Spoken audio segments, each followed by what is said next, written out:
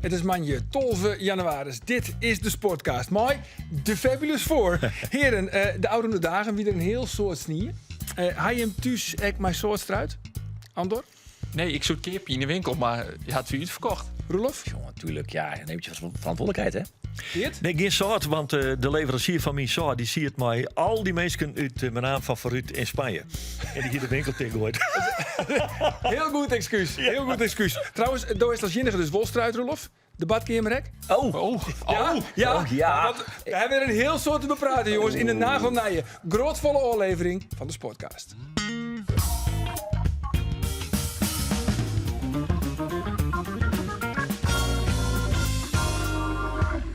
Mauricio van Axel Dongen knalt Jereveen in de slotfase toch nog op Liekese Hichte Tjin Feyenoord. En de wedstrijd van Cambuur Tjin Emmen die waard oorlost. Maar dat hadden wij verleden week al verzijn. Mijn naam is Arjen de Boer en dit is de enige echte Sportcast van Omroep Friesland. Oh nee. En daar is het 0-1 van Feyenoord. Ja, het is echt allebei de... er gebeurt net een heel soort, maar nou is er in één keer Leo Sauer. Daar is dan de 1-1 van SC Heerenveen. Prima troszetten van Ringo Meerveld. En dan uiteindelijk... Oh, en nou is het denk ik nog 2-2. Wat verdikke me nog wat daar.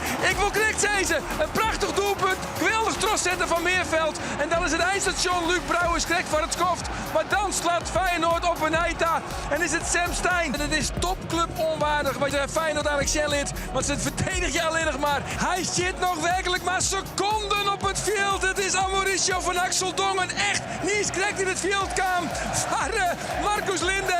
En dan komt die corner van Joris van Overheem. En pats, boem, op de slof. In één keer achter Timon Welleruiter. Een geweldig doelpunt van Mauricio van Axel Dongen. En hier aan tafel Geert van Thun, Roelof de Vries en Andor Faber. Nou jongens, welkom. Wat zitten we er hier noffelijk bij, hè? Kacheltje baan. Super lekker. Ja, dat wie je... Ja, Geert? Kijk, thuis net zeggen. Nee, wat nou? Dat was niks. Warmtepompje functioneert even net. Gier juist de stadion Giert Liocht uit. Het wordt de stadion kouder. De monteur is op dit moment hopelijk bezig om dat alweer te herstellen. Het is juist wat blauw, Geert. Ik ben blauw op mijn kopje, ik ben helemaal koud. Ik word er niet meer warm, joh. Ik zit onder tekentjes in dikke truien in de kamer. Het is echt waardeloos. Ja, nou ja, juist wie dit kort, Roelof, in het Abeletse stadion. Mijn gevoelstemperatuur van min 10. Wat Ja, dat staat steeds erop, maar ze wel, hè. Maar goed onklaar, thermokleedjes on. Laagjes, hè? Laagjes. Skibroekjes on, zeg ik. Ja, skibroek on. Hond dat goed? Zeker. Zo, dat is laagjes. Laagjes, ja, thermokleedjes. Nou, ik ben laagjes. Of is dat gewoon die bouw? Vet is dat. Vet. Dus juist hem opbouwen, hè? Dus juist hem opbouwen naar deze opmerking. Maar goed, het wie kort. Heel laat lachen, hè? Zelf heel laat lachen. Ja, maar Geert wie de wenkbrauw vast. Dat doe ik het dan voor. Heb je foto's van de skipak of net? Nee, dat net. Ik heb wel een orenfoto, want het wie echt vreselijke kort in het stadion. En ik wie al betiet in het stadion, want je moet natuurlijk altijd de verbinding testen, hè? Want ja, je moet toch radioverslag doen kinderen en dan moet je wel een goede verbinding hebben. Ja. En doe wie er een heel soort mooiwerkers van de club die wie al dwanden om de stwoltjes skintemootjes van de H-tribune. En een van haar, wie, daar komt de foto. Ja, daar is hij. De enige echte algemeen directeur van Ferry SCR. zelf. Ferry zelf even. Ja, dat is keurig. En wat zijn de supporters? Thank you, Ferry. Much. Ja, ik kan er een foto van maken. Het is het bewijs. Nou, dit is een foto. Guy, hij trouwens gelijk weer naar binnen taal. Jongens, we beginnen naar de stellingen. En de eerste stelling, die is vergeerd. Als Cambuur wint van ADO, dan worden ze kampioen. Oei. Ja, tuurlijk. Dan stel ik alles bij en dan zeg ik ja. Oké, goed. Andor, ADO middenvelder Jari Vlak is beter dan Mark Diemers. Oef. Ja, ik heb hem laatst... Nou nee, we komen er later over om. Nee. Nee.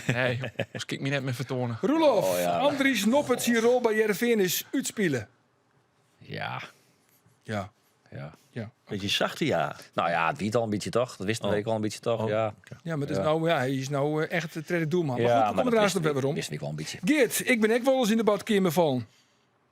Nee. Nee. Gelukkig. Nee. Gelukkig. Andor, het kwam Cambuur hielder net zo gek uit dat de wedstrijd in Emmen net trok hier. Dat klopt, ja. Ja. En de laatste is dan van Roelof. Ik ben dik tevreden met het leaguespult in Feyenoord. Nee. Oh. Nee, want is dat een beetje de nieuwe status van SC Heerenveen? En van Feyenoord eigenlijk. Ja, en ik van Feyenoord. Ja, Dat is toch de nummer 12 van Nederland, hè? Ja, nog wel. Ja. Ja, Het wordt net lang Ze meer. staan ze in dat ijzer ook in een keer. Dat zoen ik net, hier ik net 80 per maand in. Nee, ik voor Feyenoord werd heel min. Wien wel wat beter dan in de bekerwedstrijd in de Kuiptje in Heerenveen. Maar dat kwam eigenlijk vooral omdat het een beetje een laffe speelstijl wie, hè? Een beetje verdedig je, twee blokken van jou heel concentreerd in de kroon. En hier Heerenveen wel moeite mee om te spelen. En daarom zeg ik nee, omdat ik voel dat er wel wat meer in zit. Vooral de eerste helft, weer van beide kanten slordig, vooral onder de bal. Tweede helft. Misschien een beetje door de omstandigheden, hè, terug het Ja, veld. tuurlijk had ik wel wat mee te krijgen. Maar ik voel dat het vooral onder de bal je wel wat scherper koer bij Heerenveen. Wat ik wel heel goed vond, en dat wie vooral in de tweede helft hoe Heerenveen druk zetten op Feyenoord. Want ze zien er echt boppen op. En wie vrij heeg op het veld hield hij dat ze de bal veroverden. Dus dat wie wel echt, wat eigenlijk heel goed werken bij Heerenveen op de eerste goal na. En dat vond ik echt opvallend. Want hoe langer de wedstrijd wordt, hoe gevaarlijker Heerenveen was ten opzichte van Feyenoord. Ja. Heerenveen more fitter dan Feyenoord. Echt volle fitter. Ik heb echt het idee dat Feyenoord echt kwam vooral om net te verliezen. Ja. Feyenoord wil net verliezen, dat is duidelijk. En loer op een counter. Ja, ik vond het een luze ploeg, eerlijk zijn. Topclub onwaardig. Zeg het maar gewoon. Ja, nou, dat doe ik wel te zeggen. En dan hebben we die verhalen van Persie, hebben we hier al die jet en dit, het moest zus en zo en dit en dat en alles mooi. Dat is helemaal niks. Maar vooral ook dat hij een paar weken, die wedstrijd in Ajax, ik nog in de media van Ja, Persie maar dan. die helemaal Ierlijk zit, voor een topper, voor een klassieker heb je was geen topper. twee ploegen nodig. Het was geen topper. Het was geen topper. Nou ja, de wie meer ploeg die het voetballen en dat wie Feyenoord. En nou zelf inderdaad staan we 8 blokken. Ja, echt heel, ik vind het luze voetbal. En ik vind Hij zit sfeer onder druk. Maar het is de status in Rotterdam van Persie die hem nog in het zadel had. Maar hij zit sfeer onder druk. Ja, Prieske wie natuurlijk al ontslaan. Priske hier al lang. Elke orentrainer haast. En eigenlijk elke orentrainer. Nee, maar viel me Feyenoord voel me vies in. Trouwens, Heerenveen voel me echt vies in bij die eerste goal. Dat is toch niet verdedigen, jongens? Ja. Van Feyenoord. Klein beetje iepen. Ja, maar heel het- mooi. Met Die lijf wat ongelukkig. volledig. En Brouwers die ik onder verkeerde kant Brouwer, dekken. ja, alles ging verkeerd. Ik heb even sjoen, maar dat is juist Linde die stapt tro. En daar gaat het eigenlijk mis. Want daar toch mat vervolgens Maas Willemsen echt stappen. Wie als die de laatste centrum verdienen wie. Want Kersten wie helemaal Jos op het veld. Daar toch leidt heel nog liep. Maar ik denk dat Linde, want Brouwers die er nog wel bij in de buurt. Linde hier net doorstappen matten. En dan hier het inderdaad Dan hier in het Iepen Hoerswest. Maar wat voest van de invalbeurt van Rivera? Matig. Goh. Dat voelt gewoon Toch slecht. gewoon slecht? Ja, gewoon zeker maar gewoon. Want ik ben bij de jingles, die Nee, eerste slecht. liet die Bos heel makkelijk oer hem heen komen. En bij die tweede natuurlijk ook een beetje alibi verdienen wat er die. Ja, maar goed, hij poppen dat ik nog een doelpunt op scoor. Hij die- gewoon scoren matten, toch? Ja. Of die scoren maar niet. Ja, nee, het mansje het Nou, daar ben we door eens. De invalbeurt van Rivera, wie net geweldig. Wat vonden we van de invalbeurt van Axel Dongen? Ja, die is ultiem, hè? Ja, toch? Ja, die is ultiem. Ja. Wat zie je? Wie is zijn eerste balcontact? Dat zeker. Nee, mij. zontje seconden, maar dat worden vooral nog zontje seconden, omdat het vrij lang wordt voordat Van die van Overheem die Ja, corner nam. En daarom, want hij gewoon gelijk die corner Ja, nam, dan weer man, het dit gewoon is 9 toch- seconden of zo. Dat is toch heerlijk. En hij zei, wat zei hij dan nog? Ja, ik moest vooral verdedigen. Hij moest helpen, verdedigend helpen. Maar ja, hij stond er nog toch tegen. We schieten. Precies. Ze weten het niet. Ja, heerlijk verhaal. Mauricio van Axel Dongen. Toen mijn voet erachter kwam, toen wist ik, hij zit. Ja. En dan? Ja, juichen, alleen maar emoties van vroeger en van nu. Alles door elkaar heen, maar ik ben blij dat het een goal is. Welke emoties van vroeger gieren door je lijf dan? Ja, alle pijn, al het hard werken, alle tranen, alles kwam even naar boven. Dus dat is een mooi moment voor mij. Ja, want je hebt de Heerenveen supporters nog een aantal doelpunten beloofd, hè, dit seizoen. Ja, zeker. We hebben nog volgens mij, als het goed is, 12 te gaan. Dus ja, op naar meer. Ja, je hebt nog wel wat te doen dus. Ja, zeker. Maar dat komt allemaal goed. Komt goed. Nou, dat belooft wat, jongens. Nog 12 doelpunten. Hij zoet zie je maatje toch? Ja, maar Nee, maar op een niet of andere manier... niet meer. Ja, nog meer. Ja. Nou, Ik, ja. ja, ik dacht zie je Ja, dat dus, is toch dus nou geweldig. een Jochem. Maar Maar hij dat toch is van toch zien, heerlijk. dat is te makkelijk. Ja. In de tweede competitiehelte. Ik maak er gewoon een tredje van. Want hij moet er dan nog 12 Hij moet nog maken. 12 matchen. Maar ik ben wel heel benieuwd hoe die zich ontwikkeling gaat. Want ik ga Ja, me ik net dat ook wel, die ja. onderlinge oefenwedstrijd die ze hier in Spanje is. Zo'n oefenwedstrijd spelen ze in Hoffenheim. Die zijn een onderlinge oefenwedstrijd. Toen hier die na 44 minuten al wel weer kramp. Dus hij is er nog lang net. Hij speelde natuurlijk nou ook maar, wat weet 12 minuten of zo. Even zag ik ook met Holle die mij. Dus hij is er qua niveau nog lang net. Alleen het is ja, veel maar uit. Hij zit vol aan de bovenkant van de selectie. Het is wel een bijzondere speler. Dat gaat nog niks van Schenken. Of eigenlijk in actie een keertje. Maar wie wel het grootste talent van Ajax? had je vind ik een optie of zo op hem? Nee. Dus in principe gaat hij na dit seizoen gewoon weer om. Als hij echt fit is, dan gaat hij weer om. Ik had er nog maar Hans, maar ik heb hem nog splitsen. Hij had dit hier nog een contract bij Ajax. Alleen hij zit echt... hij Onder Boppenkont qua salaris. Ja, hij verdient het volle meer dan het dubbele van degene die het meest verdient bij RFN. En dat is Andries Noppert. En Noppert die ziet in de reservebank. Want alle Noordin-Bakkers die als Saas verwachten op doel. Want Klaverboer is op trainingskamp. Krijg voordat ze rondvleerden zoen. Is hij vallen in de badkamer. En Doof wist Nou ja, wat er gebeurd is. nou Doof wist het echte verhaal. Het wie een heel gedoog. Want 4 minuten later moest de hele selectie hun melden in de lobby. Dus de meesten zien het al in de lobby van het hotel. Ja. Maar Klaverboer nog net. En Klaverboer lui maar die nieuwe speler, die het oerkamer is van het Belgische Genk, Luca Ooyen op in een hotelkamer. En Bernd zei van, ik ga nog even naar de badkamer. Dus hij draait die door op slot. Maar vervolgens valt hij, rekkert hij maar zijn hollen, rekkert hij de badronnen. Alle je bloed. Maar goed, Luca Ooyen is er nog maar correct. En die door die zit op slot. Dus wat doe je dan als er paniek is? Dan bel je. Ja, Michiel de Boer, Nee. teammanager. Luc Brouwers natuurlijk. Vroeger zoen je. Vroeger E-team bel je. Of Gertja Verbeek. Want je wurg bel je dan bij Luc Brouwers. Who you gonna call? Luc Brouwers. En Luc Brouwers, die in steeds dat hij erdoor intrapt, denkt hij, weet je wat? Ik pak even een flessenopener en dan draai ik hem zacht van het slot af. Dus dat wie heel toek van Luc. Ja. En daar lag Ben Klaverboer, al je bloed. Nou goed, het zeggen net goed uit. In eerste instantie toch te zeggen dat het ging om een hersenschorsing. Dat liep het al je tattenvol. Maar even hier naar Robin Veldman. Hij heeft een flink litteken en een dikke bult ook op zijn hoofd. Maar eigenlijk, daarmee had hij kunnen spelen. Maar hij heeft een hersenschudding. En eigenlijk met die hersenschudding zit hij in een protocol vanuit de dokter. Waar hij een aantal testjes moet doen op basis van reageren. En dan kunnen ze een beetje aangeven van oké, waar zit hij ongeveer. En dat houden ze ongeveer 7 dagen. Vanaf dat moment houden ze aan. Dus ook RKC is voor hem gewoon heel erg goed haalbaar. Alleen we moeten dag per dag nu goed kijken wat hij kan doen in de trainingen. Ja, wel opvallend, want hij is dus net waarom fly maar de selectie, takkelijk maar de selectie vanuit Spanje, maar een dag later is hij waarom kwam naar Nederland. Maar RKC is dus wel haalbaar. Maar nog even waarom. Doof wist dus net hoe het er vallen is. Doof wist...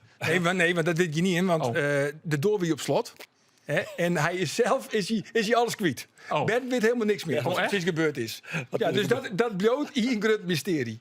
What happens in de badkamer in Spanje. Steeds in de badkamer in Spanje.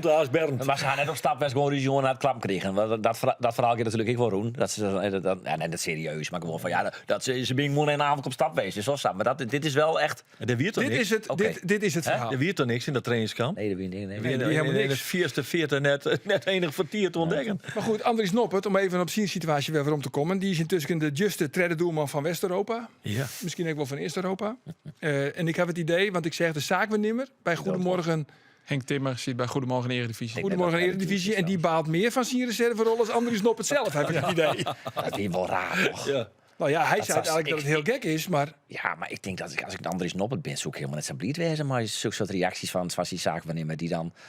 Ja, maar die wil natuurlijk hem in de merk zetten. Die wil hem verkriepje. Die wil yield verzinnen. Ja, nee, dat snap ik wel. Maar dat doe je dan op deze manier dan. Ik voel het een beetje... Ja, maar Noppert heeft nog een contact voor Oorl hier. En Noppert het zelf ook al zijn van ik wil eigenlijk dit seizoen wel ommatchen bij Heerenveen. Omdat het misschien wel een heel mooi seizoen wordt in. Vooral omdat Roelof dat al een paar keer achter elkaar je verkondigen heeft. Dat neem je toch mooi in je oorwaring. Ja. Ik denk dat Noppert wel serieus... nee, dat slaat nergens op. Maar nou even komen. En die komt er net. Watjes. Vind je met terug dat Bakker op een goal stond en net Noppert? Is het dan zo min bij hem gesteld? Nou, dan maar dat wel heel min wezen. Want ik vond Noordin Bakker vond ik net uitjogend. Dat bedoel ik maar. Nee, echt. Ik vond hem zo nou dan bij het uitverdedigen. Peke gaat het goed, maar Peke maken die echt verkeerde keus. Ja. Maar de 1-2 wie gewoon in mijn optiek een echte blunder. Ja.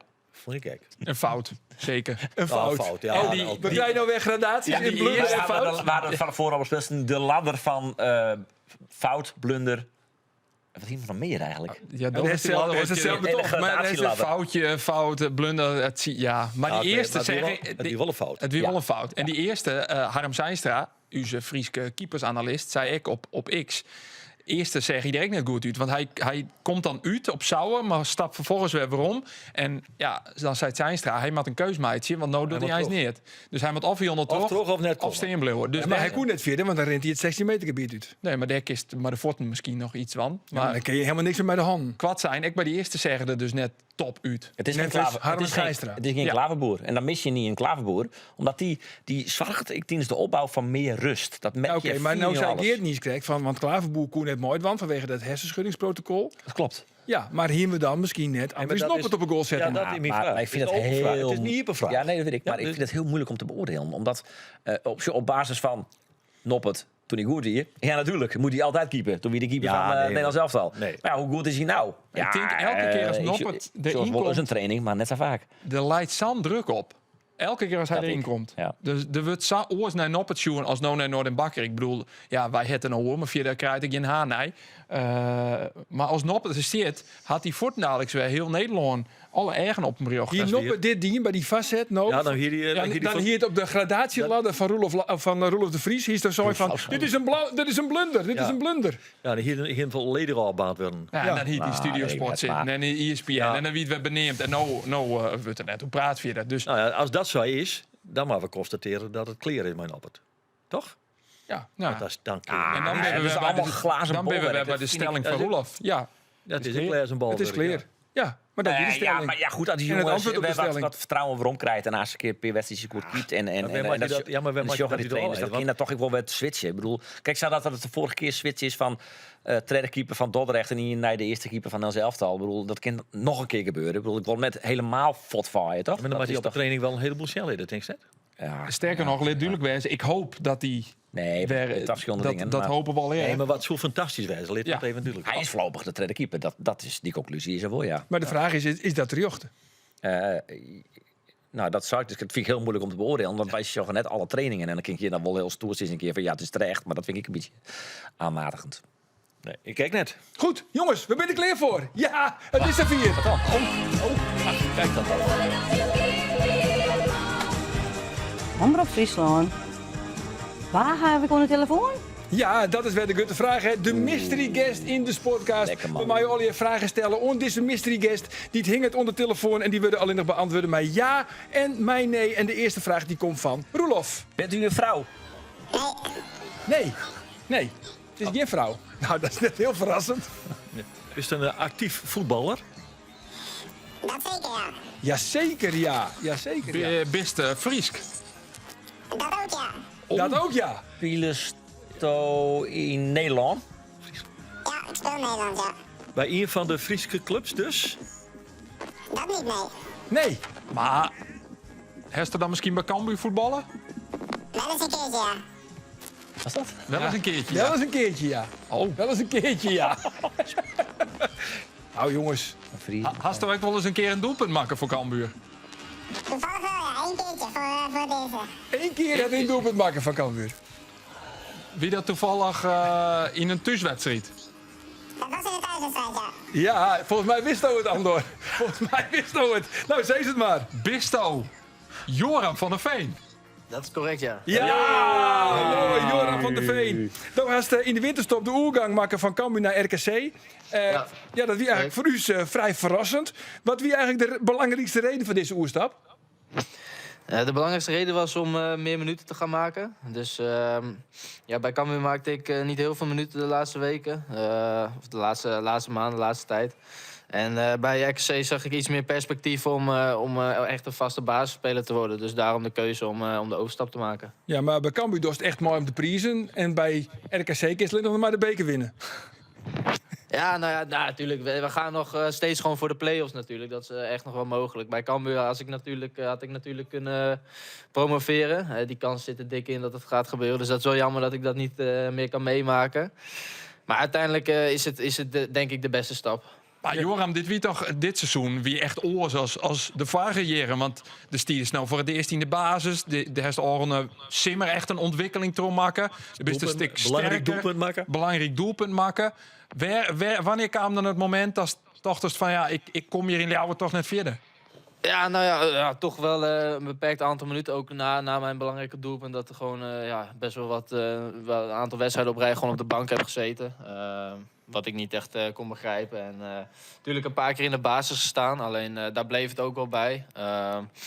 En natuurlijk is het ook logisch, hè, want Sjöstrand deed het gewoon echt heel goed. Die verdient het ook om in de basis te staan. Ja. Maar bij RKC zagen we toch wel op lange termijn wat meer perspectief dan bij Cambuur. Dus daarom de keuze. Ja, en hoe bevalt het nou in Waalwijk? Ja, bevalt heel goed eigenlijk. Het is echt een leuke groep, leuke jongens. Goed niveau, trainingsniveau is goed. Goede, mooie club, goede faciliteiten. Dus dat is allemaal top. En wat is leuker, Waalwijk of Snits? Waalwijk of Sneek? Ja, dan zeg ik toch Sneek. Waalwijk is niet zoveel te doen. Niet zoveel te doen. Ik heb er wel eens hadden we een keer kwart voor 9 wedstrijd verlenging. Toen heb ik een hotelletje genomen daar. En toen dacht ik na de tijd, ik ga nog even het centrum in. Echt gewoon niemand. Nee? Gewoon 0 mensen gewoon op straat in het centrum. Het is echt doods, hè? Ja, er is echt helemaal niks te doen. Nee. Nee? Maar kortom, Joram, de perfecte omgeving. Dat is heel om goed je voor de voetballer. Ja, goed voor de voetballer, Joram. Geen verleidingen. Geen verleidingen, jongen. Nee, dat is top inderdaad. Kan ik gewoon lekker focussen. Zo is dat. Hey, want Jim zit er nog wel in de beker. Mooie RKC. Sterker nog, Jim hebben Cambuur uitskekelen. Ja, Doda net, maar RKC. En ook Toortje nemen je met op in Heerenveen. Heeft wel eens vaker voetballen in het Abelense stadion? Nee, eigenlijk niet. Dit wordt de eerste keer. Wel vaak tegen Heerenveen gespeeld natuurlijk in de jeugd. Alleen nu echt voor het eerst in het Abelense stadion. Ja, hoe is dat? Leuk natuurlijk, leuk. Dichtbij voor mij. Mijn familie woont allemaal in Sneek. Dus die komen allemaal naar kijken natuurlijk. En het is leuk om weer eventjes in Friesland te zijn. Ja, en dan Gliek in de basis? Dat is voor jou, dat weet ik ook nog niet. Je wou iets anders zeggen. Dat is voor jou een vraag en voor mij een weet. Ja, klopt. Nee, ik weet het zelf ook nog niet. De opstelling is nog niet bekend, dus ik hoop het. Maar, Wat zijn je concurrenten daar?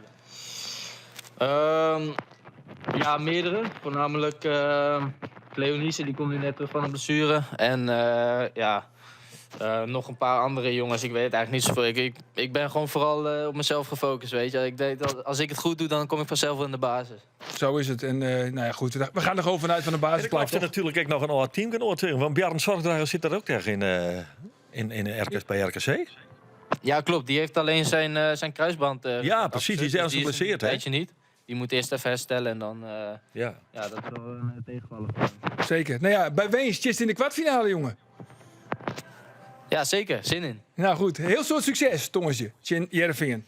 Dankjewel. Oké, dankjewel Joram. Oké, hoi. Hoi. Hey jongens, Vlien Wieken, hier wij een prijsvraag. Dat is wel grappig, want de prijsvraag waar van het huidige Cambuur had ik een vrienden bij Emmen. En we hebben een mail gekregen van Piet Jager.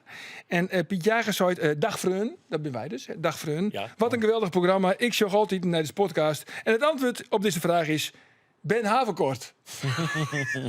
Ik heb hem weer op. Nee, de hier in Jochetig. Maar dat leidt dan dat het Geert die vraag niet goed stelt, toch? Ik draai hem een beetje om, Leo. Maar Nou ja, goed, omdat het een origineel antwoord is, gewoon maar een moksturen. natuurlijk, het is toch weer? Piet Jager? Ja, ik vind als Piet uw schreun neemt, dan verzin het Piet hem op. Piet Jager, dan krijgt een mok. Ja, Stuart. was Piet. Goed zo. Maar nog een andere prijsvraag. Want ik heb wel 2 kaartjes voor de wedstrijd van Joran van der Veen. 2 kaartjes voor de wedstrijd, de bekerwedstrijd Heerenveen in RKC. Komt die Geert, even opletten. Vorig die verleer Heerenveen in de 8e finale van het bekertoernooi van Quick Boys. Ja. Oh, En de vraag is, welke keeper stierde doel bij Heerenveen bij de Outraap op doel? welke keeper stiert er bij de bekerwedstrijd Quick Boys Sportclub Heerenveen bij de Outraap op een goal bij Sportclub Heerenveen? Dat willen we graag weten. sport@omroepfriesland.nl, dat is het mailadres. Telefoonnummer mag, maar is totaal overbodig. Adres erbij, naam, keurig klaar. 2 kaartjes van Toortje. Wie er van is? Van Jim? Ik ben er bij RKC. En Arjen de Boer is direct. Nou, wat wil je meer? Hartstikke, ja, precies. Komt helemaal goed. Dan jongens, dat we toch wat in de quizje zitten. Ik ga nog in voor Jim. Want we hebben er in, jongens. Is het wat hier? De vraag van Gerald. Komt u maar. Oh jee. De vraag van Gerald. Hij is veel te moeilijk. Maar wel leuk. De vraag van Gerald van den Bijl. Ja, Gerald, ik blow het maar herhalen. Maar ze vinden het gewoon echt heel lastig. Toch nog te moeilijk? Nou ja, welke jaren moet ik nu naartoe? Hier in Jochetig, heeft misschien niet in? Ja, die staat op het lijstje. Ja. Nou, kom er maar in. Jaren 90, best wel succesvolle jaren voor Cambuur. 2 keer gepromoveerd naar de Eredivisie. Ook 2 keer gedegradeerd. En degradatiejaren praat je meestal over matige selecties. Hè. Daar hebben we altijd slechte herinneringen aan. Maar als je het elftal ziet wat in 1993-94 degradeerde uit de Eredivisie, dan is het onvoorstelbaar dat we dat jaar gedegradeerd zijn. Ja, toen Jaap Stam, Bert Konteman, Jack de Gier in de spits, Henny Meijer, Mirkela als buitenspeler, Fred Grim als keeper, Keizer. Eigenlijk een team waar later grote internationals bij hebben gezeten. Allemaal mooie carrières. Onvoorstelbaar dat we dat jaar degradeerden. Ze hadden ook een goede fase. Hè. Ze wonnen van Heerenveen. Ze speelden thuis tegen Feyenoord 0-0. En toen moesten ze uit naar Ajax. Dat is een wedstrijd waar ik toevallig bij was, omdat ik een oud ploeggenootje van Jaap Stam was in die tijd. En ik in de meer zag ik Cambuur 0-2 voorkomen. Iconische wedstrijd ook, uit de geschiedenis van Cambuur. Met een Ajax wat in opbouw was naar de Champions League winst. In 95 wonnen ze, dat was 94. Met Louis van Gaal natuurlijk als trainer. Maar met de gebroeders De Boer, Liedmanen, Frank Rijkaard. Dus echt een wereldteam van Ajax. En het staat gewoon 0-2 met een kans voor 0-3 voor Cambuur. Mooie wedstrijd, helaas uiteindelijk 3-2 verloren. Maar dat gebeurde pas nadat een speler van Cambuur rood kreeg. Welke speler kreeg die wedstrijd een rode kaart van Cambuur? Nou jongens, kom er maar in. Welk jaartal hebben we nu over? Is dat 94 dan? 92 trein, Ja, het hier dat ze weer degraderen. Dus, Ik weet het even in perspectief. Hè. Ik wist toen Jochen. Ja, Wie is dan net binnen? klopt het. Geeft Tuinen wie er nog net bij. Maar... Ik wie er wel bij. Ik wie in de meer. Wist Bij deze echt wedstrijd. weer? Ik heb net... Maar vind je niet George? Ik heb net jongen. Schalke weer bij die wedstrijd. Ik heb het radioverslag toen jet. En die 2-0 weer sensationeel. Ja, ik weet nog wat de eerste goal maken. Richard Elzinga, die Richard? scoorde van Oustoorn. De 2-0 wil ik net meer. Maar het gaat dus om de rode kaart. Verdediger, Ja, Richard. Richard Elzinga weer verdedigen. Ja. Ja, zeker. Maar waar kreeg een rode kaart? Wie is dat, Richard? Gauwloze. Gauwloze. Nou, de Sint-Vannamme begint wel met een Guus. Guus. Uilenberg. Eulenbeek. Eulenbeek. Oh, NEC. Ja. En dan zit erbij, zocht naar het gezicht van Ander Faber. Guus Eulenbeek. De Gitter Lampkebaan. Ben je 4 op het shirt toen? Ben je 4? Ja, Guus Uilenbeek. Zeker. Ja. Goed zo. Nou goed, Cambuur. Maar hij heeft wel een punt. Als die namen nou juist. Ja, Champions League waardig. Goh, wat er al hier in de verdegradeerd man. Ja, dat is wel, dat ben wel, ja, Grutte namen wie. Schitterende Konteman, naam, Stam, Guus Eulenbeek. Ulenbeek. Ja. UHL. Nee, kwam van Ajax toen. Maar er weer een paar jongens die kwamen van Ajax. Nee, Ulenbeek kwam van Ajax. Marcel Keizer kwam van Ajax. Ja. En Michael Mols kwam van Ajax. Michael Mols, En er wie nog iemand volgens mij. Maar goed, Cambuur speelt het komende vrede toppertje in ADO. Ja. Libbert het idee, ik een beetje in Ljouw het Andor, dat ze misschien net niet zo heel 4 fort was dingen erbij ADO? Dat libbert, maar ik heb wel het idee dat ze bij Cambuur vooral naar ondersjorren, naar plaktrijen. En ja, tuurlijk, ze willen kampioen worden. Maar goed, het gat met ADO is 4 punten. Bij Weens is het nog maar 2. Maar ADO had nog wel een wedstrijd in te hellen. Maar die moet je eerst maar winnen. Dat klopt. Om maar rond te Jan dat het, nou ja, het zou 12 willen kennen. Ja, dan lijst de druk wel bij ADO-del. Nou ja, we hebben verleden weken met Emmen-trainer Menno van Dam al concludeerd dat ze het in Den Haag heel nog kwiet binnen. Nou ja, als Cambuur wint natuurlijk, dan begint het zeker te leven. En wat wel aardig is, bij de fans begint het al wel te leven. Want die wedstrijd, die zullen ze vreed uitsturen in de supportershomes. Ja, want de het supporters van Koorstadion. Cambuur mooi net naar Den Haag daar. Nee, dat is een gevolg van die rellen die op geregeldheden die het plakvoen had bij die wedstrijd hier in Ljouwert. Dus die zult misschien al in het stadion zijn. Ja, is Cambuur op volle oorlogsterkte? Ja, voor zover ik weet wel. Nou, ja, Jochem Nap is een bekend verhaal. Die is er net. Die zal na alle dag en deze week naar je club bekend meidje. Weet je bij die club al? Ik heb begrepen dat het een eredivisieclub is. Onderin de onderste regionen van de eredivisie. Die is er net bij. Verder is Cambuur redelijk op oorlogsterkte. Maar wordt het dan Heracles Heracles of wordt het Volendam? Ja, zoiets denk ik. Ik weet het net. Het zal een van die clubs wezen. Maar verder Cambuur, dus wat dat onbelangrijk riant naar Den Haag daar, maar met goede Wat denk je papieren. nou, Andor? Is naar je vriend uit Nice, die hoor je het gelijk in? Appie. Appie gelijk, Ik denk gelijk voor de dat Appie nog net in de basis begint. Oh. Dan begint hij met Soeren. Ja, ik denk dat hij met Soeren begint, inderdaad. Dat En die, betekent dat dan dat Stoeren echt blauw is bij Cambuur? Nou, die dit perspectief toch ietsje fleuriger beschouwen kan? Nou ja, het helpt natuurlijk wel. Want Soeren had die wel voort. Maar ja, die shut nou natuurlijk wel in met het vertrek van Napek. Ja. En het feit dat ze met Abkaku een jonge helje, die het misschien nog wel wennen maakt aan het voetbal in Nederland. Ja. Ja, dat die nog wel eens om hem heen shut. En tinkt. Telefoon? Met Ja, telefoon. telefoon. Alweer? Alweer telefoon. Met wie hebben wij het genoegen? Goedemiddag met Jim uit Den Haag. Jim van der Dijl van Omroep West. Lekker Den Haag Watcher. Ja, Omroep West is calling. Ja, kijk eens. Nou, Jim, voelen ze bij ADO de hete adem van Cambuur ook een beetje in de nek hijgen? Nee joh, ze zijn helemaal niet met Cambuur bezig. Echt waar niet? Nee, joh. Nee, want ze kijken naar plek 3. Kijk, plek 2, dat mag je ook eindigen om te promoveren. En dat is het doel. Dus er wordt eigenlijk meer gekeken naar plek 3. En natuurlijk, sportief gezien wil je wel zo hoog mogelijk eindigen. Dus boven Cambuur. Dus ze kijken er wel naar. Maar ja, de echte scheidingslijn ligt natuurlijk tussen 2 en 3. En daar staan ze echt mijlenver bij vandaan. Ja, zeker. Want de Graafschap staat op 10 punten Van Cambuur. Ja. En Rode JC op 13 punten van Cambuur. En ADO staat daar nog weer eens een keertje boven. Ja, want was ADO eigenlijk ook blij dat ze niet hoeven te voetballen afgelopen vrijdag? Ja, dat denk ik wel. Want als je kijkt naar de aanloop naar de wedstrijd, daar zat met name het probleem in. De velden waren niet bespeelbaar, ook in Den Haag niet. En dan wijk je uit naar een zaal of naar kunstgras waar het dan wel kan. Maar het is niet ideaal. Qua spelers en fitheid was alles wel klaar voor de wedstrijd. Op de smaakmaker van de eerste seizoen zelf na, de Ruiter. Die is nog altijd niet volledig fit om te kunnen spelen. Jari Vlak wel weer, Jim? Ja, Jari Vlak is er gewoon weer bij, zeker. Ja, die zou kunnen spelen tegen Willem II en zal gaan spelen tegen Cambuur aankomende vrijdag. Wie vind jij eigenlijk beter, Jari Vlak of Mark Diemers? Ja, ik moet zeggen dat ik dan eigenlijk Mark Diemers zou zeggen op basis van wat ik heb gezien de afgelopen jaren. Vlak is namelijk niet zo heel lekker begonnen bij ADO in zijn eerste jaar. Tweede jaar pakte hij wel wat meer op. En in zijn derde jaar nu komt hij echt goed tot zijn recht. En is hij echt de bepalende spelmaker op het middenveld.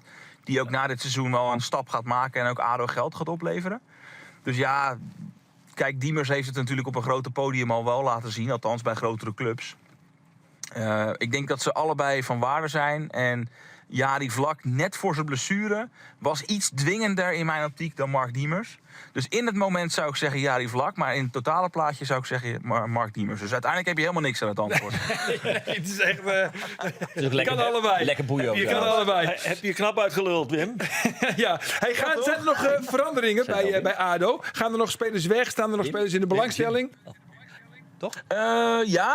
Wat er nu bij ADO met name speelt zijn de jongens die het goed doen en een aflopend contract hebben. Dus Matteo Waam, centraal achterin, is daar een voorbeeld van. Die staat op de radar bij 5 clubs. Heeft ook een aanbieding van ADO op zak. Maar heeft ook al eerder aangegeven, ik wil echt even wachten om te kijken van, gaan we met ADO naar de eredivisie? En wat komt er op mijn pad? Dus dat is natuurlijk ook wel een beetje een slimme zet van hem. Want als er nu een club komt, bijvoorbeeld Charleroi wordt genoemd. Ja, als die in één keer een fantastisch contract neerleggen, dan heeft hij een keuze. Dus daar is zeker belangstelling voor. Maar die zie ik niet deze winterstop vertrekken. Steven van der Sloten, rechtsback. Eigenlijk een beetje hetzelfde verhaal. Die staat op de radar bij FC Utrecht. Ook hij heeft een aflopend contract. Sekou Silla, jullie wel bekend, heeft laatst bijgetekend. En verder had ADO de beschikking over 2 spelers van Estoril. Die zijn allebei teruggegaan.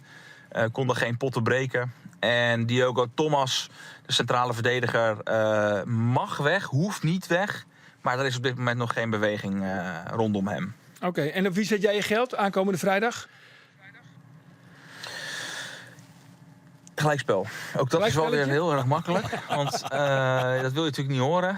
Nee, je moet een keuze maken. Ik denk dat de motivatie bij ADO wel daar is om die nederlaag, die eerste van het seizoen, eerder dit seizoen, bij Cambuur, om die weg te poetsen. Hebben ze daar nog lessen uitgesproken? Jim, heb je dat ook gemerkt in je gesprekken ook met de trainer? De lessen die ze eruit getrokken hebben, die heb ik niet direct teruggezien. Waren het niet dat je natuurlijk voor het eerst dat seizoen verliest. En dat ook een element van voetbal is. En dat ook wel gewoon weer duidelijk ter sprake kwam. En het mooie van deze trainer is dat hij dat ook gewoon heel erg makkelijk tot zich neemt. Hij maakt het niet groter dan het is. We hebben verloren. Dat kan een keer gebeuren en door. En vaak hoor je dat trainers zeggen. Maar dan moet je ook zien dat iedereen daarin doorgaat. En eerder dit seizoen bij MVV zag je dat ook. Daar stonden ze heel snel ruim voor. Toen hebben ze Jari Vlak eruit gehaald. En nog een speler op het middenveld eruit gehaald. En toen stortte dat als een kaarthuis in elkaar. En die trainers zijn afgelopen ook gelijk dom van mij. Ik had die jongens niet moeten sparen. Daar zijn we nog niet goed genoeg voor. Daar trekken we onze les uit en we gaan door. En dan met name dat laatste heeft zo'n ploeg er dan lang last van. Nou, dat heb ik niet gezien. Ik zag wel in de staart van 2025 dat ADO wat vermoeider oogde.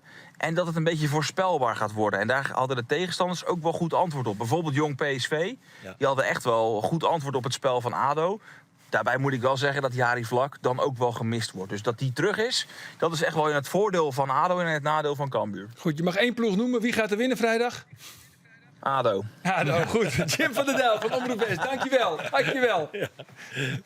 Goed jongens, dat was Jim van der Del. Heb je er een beetje zin in, jongens? Ja, ik heb er wel zin in. En ik hoop dat het alweer een beetje onder normale omstandigheden spelen willen kunnen. Met die opdooien dat ze voor weer zo'n film. Ja, maar het begint alleen maar te ruim. Er komt alweer ruimwetter, er is niks van hoorn. Zoals Henk de Jong zei, altijd al als het wordt vreten is het door de warmte. Want het zien je dat komt niet vroos meer, maar dat kleedt. Ja, maar dan is dat even bij Henk de Jong praat. Ja, ik denk dat is wel leuk voor de sportcast. Kunnen we eens even jaren hoe ze dat die in haar verliezen weken. Als ze überhaupt trainen koerden. Als ze misschien ook wel goed uitkwamen. Dat ze net hoe te voetballen in Emmen. Wikileaks. Ja, gewoon erin gooien. Gooi maar in. Wij konden prachtig trainen. Met dank aan BV Sport, SG Groen en onze supporters en medewerkers die mij helpen. Maar om uw trainingsveld skin te krijgen.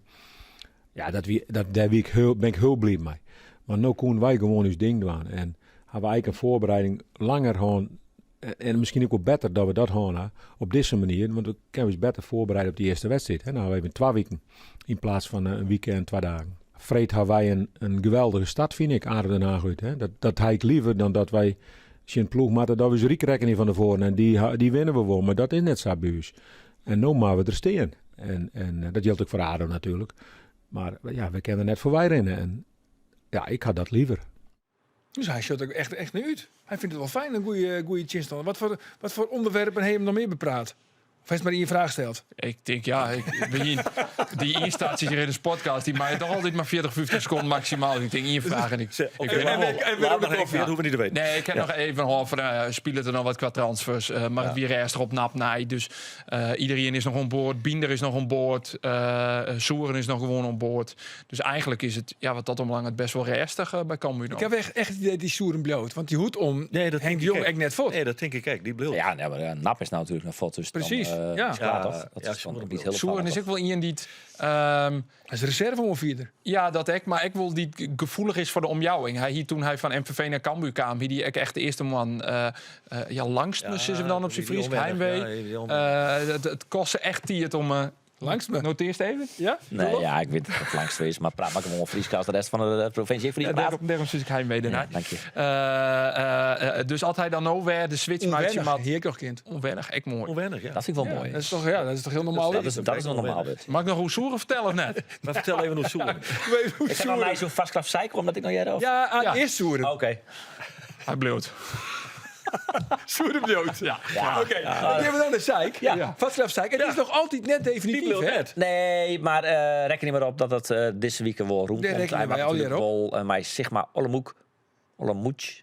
Shit, ik ga Johan Hansbeek nog een online horen. Die splitst het wel goed uit. Maar je weet welke club het is, hè? Nee, welke club is dat? Sigma Ollemoech. Sligma? Stigma? Oh, Geert. Hallo. Nou. Nee, ja, een Tsjechische ploeg in de Tsjechische Eredivisie. Maar welke dan precies? Sigma. Ja? Sigma. Sigma, spatie. Ja?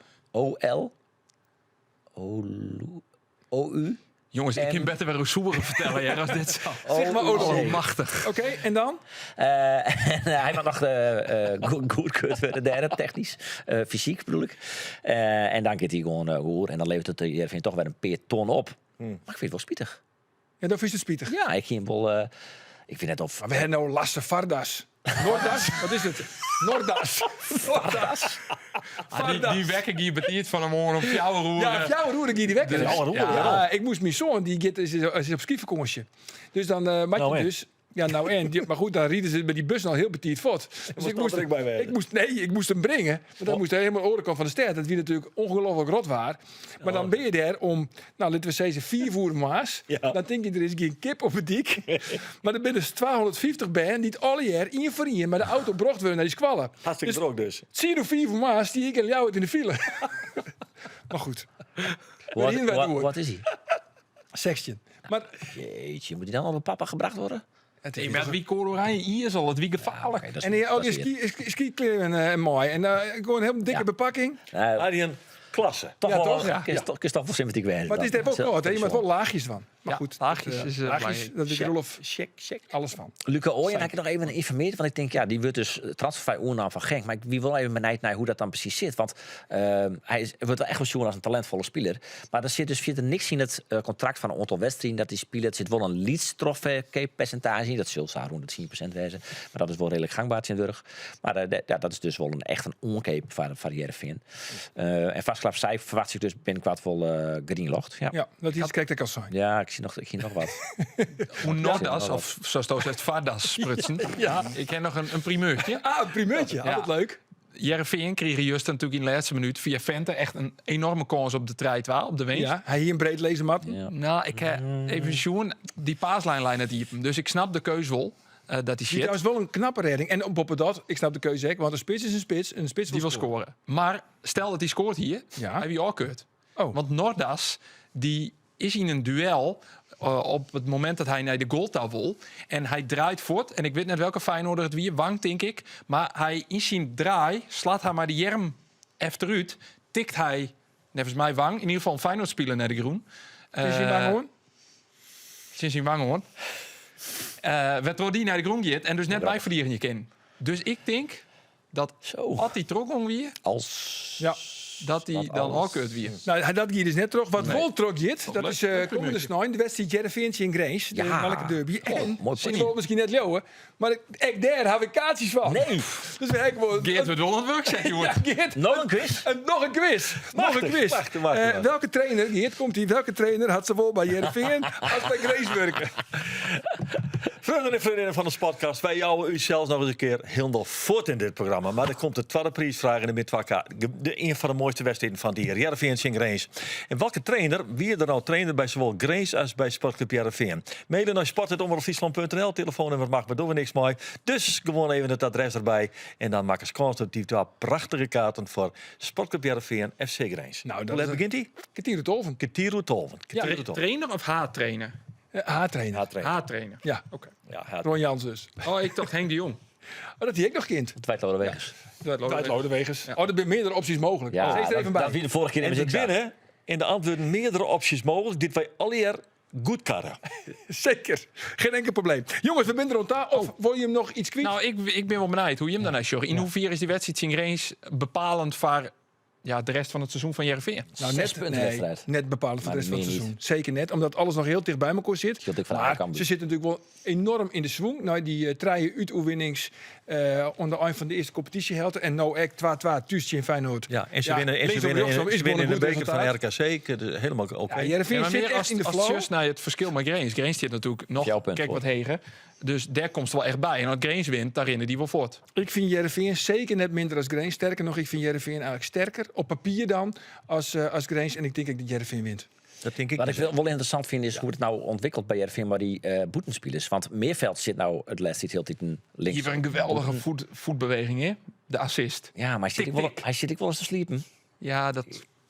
Dus ja en nee. Maar Dat betekent niet altijd lieke Ah, maar geen mees is volmaakt, Rolf. Nee. ik ben Zelfs nader door wel. best. Maar hij staat Luca Ooyen, Amaricio van Axel Dongen, Meerveld en hij staat nog Rivera. En Trensko. En Gurubus eventueel. Ja, En Gurubus. Maar die Gurubus en Maar Trenskop in laten we principe ooit gaan er ook verzwaar Rivera even achter ons komen. Ja? Ja. in dat rijtje? Ja, Rivera, jongens. Dat koe echt net. Ja, en van Axel Dongen, die ken maar een kwartier. Nee, maar Dus die ken je ook voortstrepen. Dus eigenlijk valt het wel wat aan. Nee, van Axel Dongen wordt natuurlijk heel iets fitter. En Boppe Dat, die maakt er nog 12 matchen. Dus die kan het hem helemaal net permitteren om te lang op de reservebank te zitten. Elke week een truidoelpunt bijkomen, dan wordt het lastig voor hem. Goed zo, we zijn bij de overdenkingen, jongens. En de eerste overdenking is voor Andor. Andor, waar verheugt hij het meest op?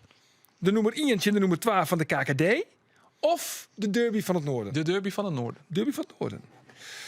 Roelof, waar verheugt hij meer op? De nummer 1 en de nummer 12 van de KKD? Of de derby van het Noorden? ja, ik vind het geen derby van het Noorden. Die namen Mart eigenlijk net, hè. Maar ik zocht het meest uit naar Heerenveen Grace. De derby van het Noorden dus. En dan Geert. Geert, waar verheugt hij het meest op? De nummer 1 en de nummer 12 van de KKD? Of de derby van het Noorden? Wel inspiratieloos, De hè? nummer 1 en de nummer 12 van de KKD. Oké. Ja. Ja, ik wie er even doorheen. Maar Ja, ik betier toch? Ik het al Oh ja, dan is het een kwartnacht, jongen. Na je weekend dan ben we er weer. Dan zit je hier aan tafel. Geert-Jelle de Vries. Ja, zeker. Geert-Jelle de Vries. Lekker, man. Het wordt weer een pittige uitzending, jongens. Ja? Ik zou zeggen, graag aan na je weekend. Tot dan. Dag.